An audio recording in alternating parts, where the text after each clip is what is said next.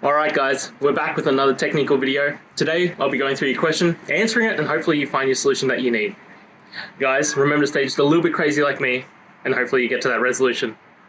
Now, let's continue on to the video.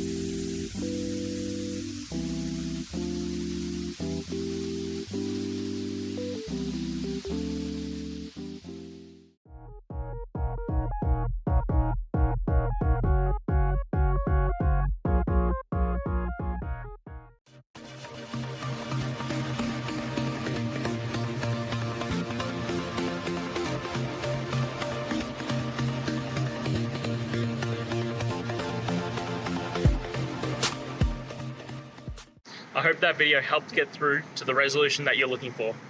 If it did, please hit subscribe. I really appreciate it. And until next time, I hope you have a great one. Cheers.